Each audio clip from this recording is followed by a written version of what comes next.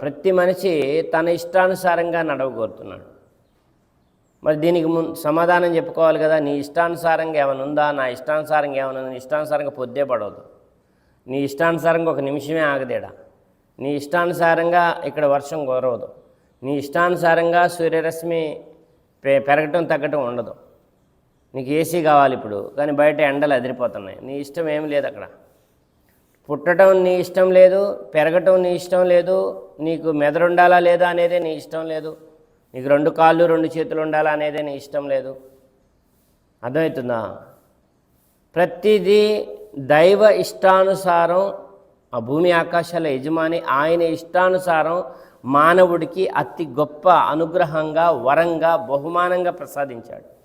అందరికీ, మానవులందరికీ ప్రసాదించింది ఆయనే. ఆ విషయం మర్చిపోయి నీది వేరు, నాది వేరు, నీ దేవుడు వేరు, నా దేవుడు